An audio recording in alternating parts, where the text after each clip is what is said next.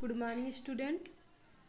आज की क्लास में हम पढ़ेंगे आव्यूह के प्रकार कितने होते हैं। आव्यूह आपको पढ़ाया गया था, उसमें बताया था कॉलम क्या होता है, रो क्या होती है, मतलब स्तंभ क्या होता है, पंक्तियाँ क्या होती हैं। ठीक है, तो आज उन्हीं के प्रकार के बारे में पढ़ेंगे। फिर हम एक्सरसाइज प्रश्नावली 3.2 पर चलेंगे। 3.1 कंप्लीट करवा दी गई है।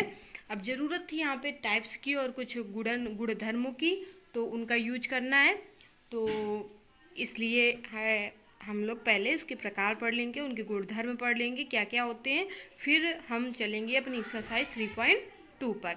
तो चलिए हम पढ़ लेते हैं टाइप्स ऑफ मैट्रिक्स के प्रकार पढ़ लेते हैं। आव्यूह का प्रकार होता क्या है, तो आव्यूह के प्रकार में जो सबसे पहला आव्यूह है वो हमारा है स्तंभ आव्यूह। स्तंभ आव्यूह को इंग्लिश में बोलते हैं कॉलम मैट्रिक्स, आपको बताया भी गया था। तो इसकी डिफिनीशन क्या होती है वो पढ़ लेते हैं। एक आव्यूह स्तंभ आव्यूह कहलाता है यदि उसमें केवल एक स्तंभ होता है।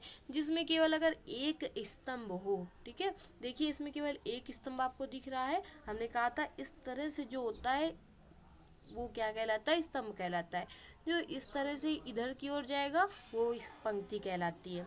ठीक है, तो केवल उसमें केवल एक स्तंभ हो वो क्या कहलाता है, स्तंभ आव्यूह कहलाता है। अगर उदाहरण के लिए बात करें तो उदाहरण में देखिए a बराबर हमने मान लिया कितना दिया गया है, 0√3 - 1 1/2। अब देखिए अगर इसमें बात करें पंक्ति की, तो पंक्ति हम कितनी मानेंगे, तो पंक्ति इस तरह से काउंट की जाती है, तो पंक्ति इसमें हो जाएंगी 4।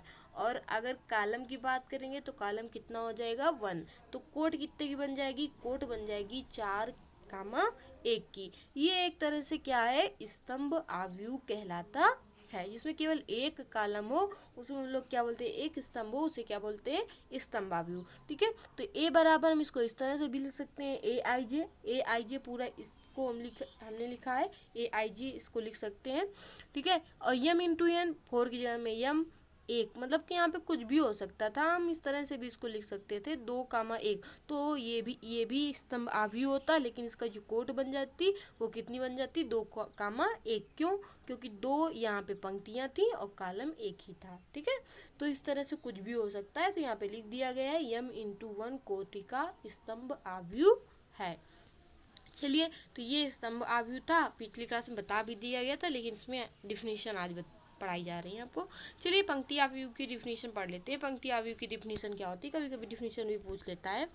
तो एक आव्यूह पंक्ति आव्यूह कहलाता है यदि उसमें केवल एक पंक्ति हो। ठीक है, अगर उसमें केवल एक लाइन इस तरह से बनी हो तो उसे बोलते हैं हम लोग पंक्ति आव्यूह। ठीक है, उदाहरण के लिए मान लेते हैं, जैसे b बराबर हमने मान लिया है -1/2 √5 अगर इसकी बात करें इसकी कोट की, तो अब देखते हैं पंक्ति केवल एक ही है। इसमें देखिए इस तरह से ये गया है, पंक्ति एक है और कॉलम कितनी है, 4। कैसे कॉलम 4 है, 1 2 3 4।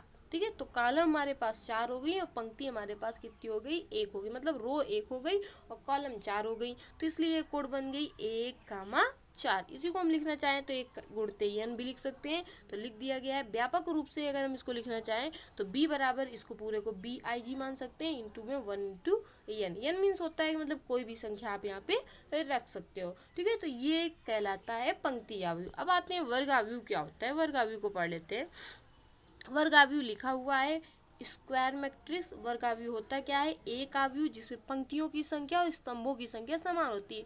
मान लीजिए इस तरह से, इसमें देखिए तो 2 कॉलम है और 2 पंक्तियां हैं। ठीक है, जिसमें क्या होती है, पंक्तियों और स्तंभों की संख्या समान होती है, तो वो कहलाता है वर्ग आव्यूह। एक वर्ग आव्यूह कहलाता है। अतः यम गुणते यन आव्यूह वर्ग आव्यूह कहलाता है, जिसमें यदि यम बराबर यन और उसे कोटि यन का वर्ग आव्यूह कहते हैं। उदाहरण के लिए देखिए यहाँ पे ले लिया गया 1 2 3, पंक्ति कितनी है, 3, और कॉलम भी कितने हैं, 3। ठीक है, तो 1 3 कोटि का वर्ग आव्यूह है। मतलब अगर इसको हम लिखेंगे तो क्या लिखेंगे, 3 गुणते 3, 3 पंक्तियां 3 स्तंभ।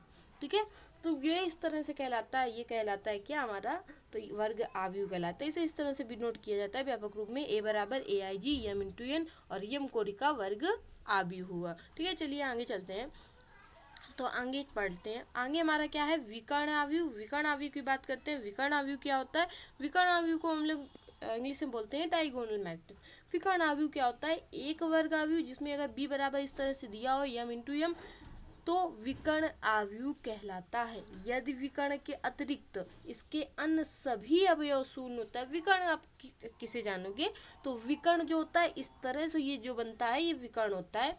तो इसमें बोला गया है कि विकर्ण के अतिरिक्त, विकर्ण के अतिरिक्त अगर इसके अन्य सभी अवयव शून्य होते हैं तो ये एक तरह का विकर्ण अवयव कहलाता है। अर्थात एक अवयव b बराबर m इंटू एम विकर्ण अवयव कहलाता है। यदि b(i) बराबर 0 तो जब i not equal to j हो।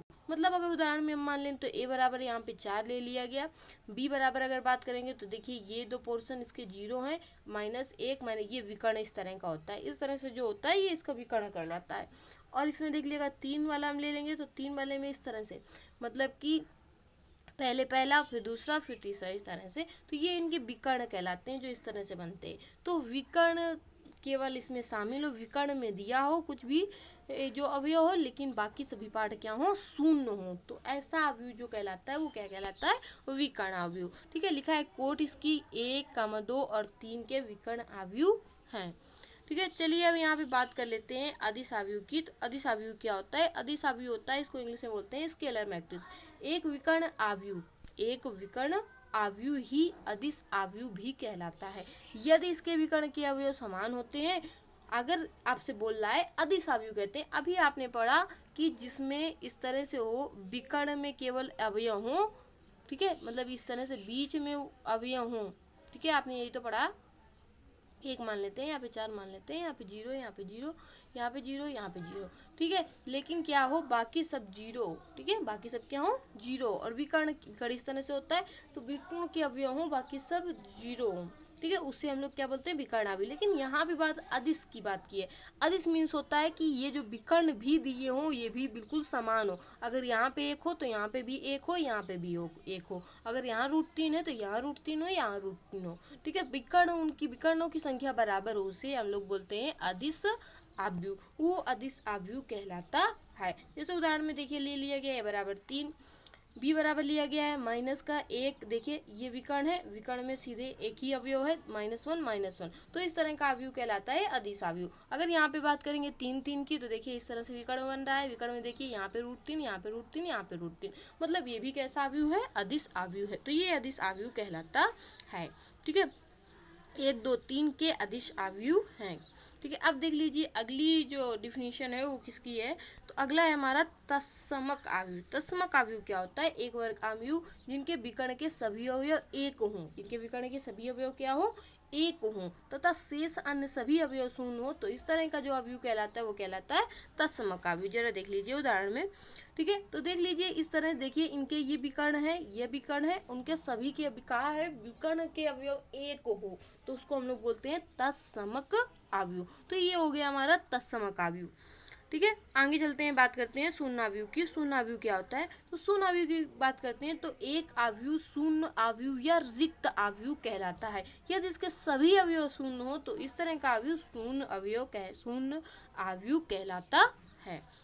चलिए आगे अवयवों की समानता की थोड़ी सी बात कर लेते हैं। तो अवयवों की समानता की बात करते हैं, इसको इंग्लिश में बोलते हैं इक्वालिटी ऑफ मैट्रिक्स। ठीक है, परिभाषा दी गई है इसमें, 2 अवयव आपको देखिए इस तरह से हमने बताया था पिछले अभी देखा, a बराबर इस तरह से आप मान सकते हो, b बराबर इस तरह से मान सकते हो, समान कहलाते हैं यदि नंबर 1 वे समान कोटियों के हो तो, और नंबर 2 पे a का प्रत्येक अवयव b के संगत अवयव के समान हो। तो इस स्थिति में i तथा j के सभी मानों के लिए aij बराबर bij हो। उदाहरण के लिए अगर बात कर लेते हैं तो देख लीजिए, ये देखिए इनके अवयव इनके बराबर है, तो इस तरह के हम अवयव को क्या बोलेंगे, समान अवयव बोलेंगे। किंतु अगर इसकी बात करें तो देखिए ये समान अवयव नहीं है। क्यों समान अवयव नहीं है, क्योंकि इसके अवयव यहाँ के अवयवों के बराबर नहीं है। यहाँ पे देखिए 3 यहाँ पे है, यहाँ पे 2 रखा हुआ है, यहाँ पे 3 है तो यहाँ पे 2 रखा हुआ है, इस तरह से ये अवयव समान नहीं है, ये अवयव समान अवयव कहलाएगा। यहाँ पे लिखा भी है प्रतीकात्मकता रूप से यदि 2 अवयव ए बी समान है तो हम इसे a बराबर b लिखते हैं। तो इस तरह से अगर कोई भी अवयव समान होगा तो हम उस तरह से a बराबर b दिखाते हैं। तो कभी कभी पूछ लेता है कि समान अवयव है या नहीं, तो आपको बता देना है। आगे बढ़ लेते हैं, कुछ इनके गुणधर्म पढ़ लेते हैं जो आते हैं। देखिए सबसे पहला गुणधर्म की बात करते हैं तो हम यहाँ पे योग की बात करेंगे, अवयव के योग की। क्रम विनिमय नियम में योग जो होता है तो इस तरह से होता है a + b बराबर b + a।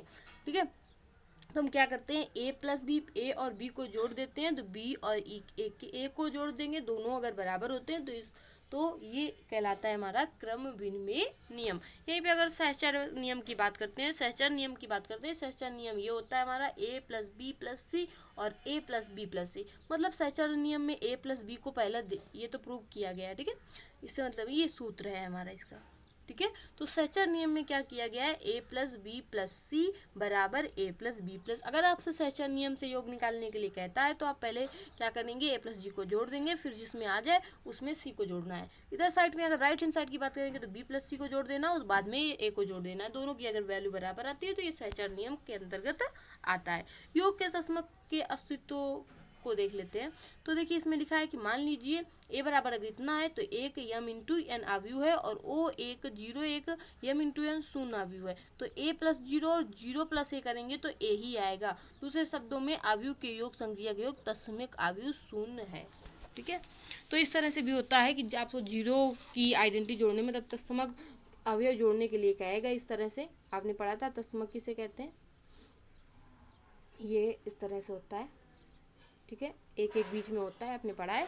तो उनको अगर हम ए के फॉर्म में जोड़ दें, ठीक है, और फिर हम इस तरह से इसको पहले रखें, इसको आई बोलते हैं। तत्समक को किससे डिनोट करते हैं, आई से डिनोट करते हैं, ठीक है। तो तत्समक को आप लोग याद कर लिए, तत्समक को किससे डिनोट करते हैं, तो तत्समक को डिनोट करते हैं आई से, ठीक है। तत्समक को किससे डिनोट करते हैं, आई से। आगे बात करते हैं योग के प्रतिलोम अस्तित्व की। तो यहाँ पे भी लिखा है, मान लीजिए कि ए बराबर इतना दिया एक अव्यूह है तो अन अव्यूह माइनस का ए बराबर माइनस इतना इस प्रकार का है। यही क्या कहलाता है, तत्समक का प्रतिलोम कहलाता है। देखिए अगर एक ए है तो दूसरा प्रतिलोम होता है वो माइनस होता है। अगर उनका योग करेंगे तो हमेशा कितना आएगा, जीरो आएगा। अतः अव्यूह माइनस ए और अव्यूह ए का योग के अंतर्गत प्रतिलोम अव्यूह तथा ऋण अव्यूह है। आगे बात कर लेते हैं थोड़ी सी एक अव्यूह के अदिश गुणनफल की बात। तो अदिश गुणनफल कैसे किया जाता है इसका, तो देखिए गुणनफल इसका इस प्रकार से किया जाता है कि दो स्टेप होते हैं, एक इस तरह से एक इस तरह से। तो देखिए पहला जो गुणन का प्रक्रिया होती है, के लिखा है ए प्लस बी, इनको जोड़ लो और फिर के को दोनों साइडों में जोड़ना होता है, तो के का हम दोनों साइडों में गुणा करवा देंगे, ठीक है। उस तरह से गुणा करवाया गया है। और दूसरे स्टेप में तो ये देखिए आ गया हमारा कितना, के प्लस के बी। तो इस तरह से इसका गुणा करवाया जाता है। अगर यहाँ पे बात करेंगे दूसरे स्टेप की तो इस तरह से देख लीजिए, तो ये लिखा है के ए प्लस एल ए, मतलब कि दोनों का अंदर गुणा करवाना है। गुणा कैसे करवाया जाता है यहाँ पे दिया हुआ है, ठीक है।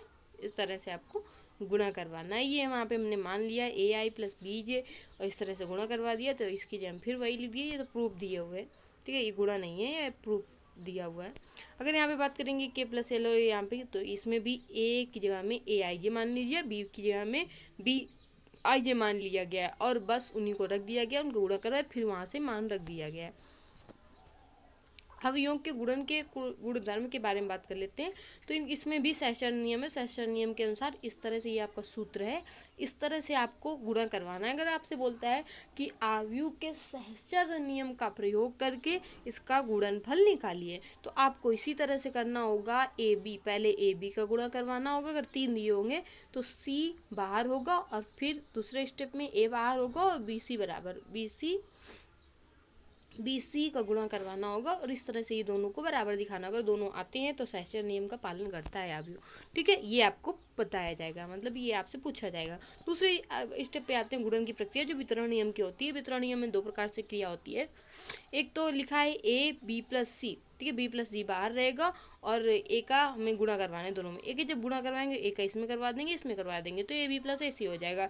दूसरे स्टेप पे बात करते हैं तो ए बी सी और इसका भी अंदर गुणा करवाएंगे, तो सी का अंदर इधर करवा देंगे बी सी। इस तरह से दोनों पद से इसको का गुणा करवा लिया जाता है। गुणन के अगर तत्समक अस्तित्व की बात करेंगे तो प्रत्येक वर्ग आव्यूह ए के लिए समान कोटि के एक आव्यूह का अस्तित्व आई होता है। हमने कहा था कि तत्समक जो आव्यूह होता है उसको आई से डिनोट करते हैं, तो इस तरह से इसका गुणा करवाया जाता है। आई ए बराबर ए आई ए बराबर ए, ये तीनों आपस में क्या होने चाहिए, बराबर, और इन तीनों का मान आपस में बराबर में निकलता है, ठीक है। तो ये उपयुक्त गुणधर्म द्वारा सत्यापन, अगर आपसे तत्समक के प्रयोग द्वारा कहेगा तो इस तरह से आपको सत्यापन करना होता है, मतलब प्रूव्ड करना होता है। तो ये सूत्र होता है। चलिए आगे हमारा सवाल दिया हुआ है। तो सवाल हमारा थोड़ा सा सरल ही है, कठिन नहीं है, बिल्कुल सरल सा सवाल। चलो देख लेते हैं। हम सोच रहे थे कि शायद सेकेंड, देखिए कितने मिनट की बन गई। चलो छोटी है, बता देते हैं। तो चलिए सवाल प्रश्नावली 3.2 का है। तो 3.2 रहने दीजिए, नहीं बताते हैं, ठीक है। 3.2 आपको अगली एक्सरसाइज में ही बताई जाएगी। यहाँ से हमारी जो आज की क्लास होती है वो समाप्त होती है। ये कुछ नियम हैं जो आप अपने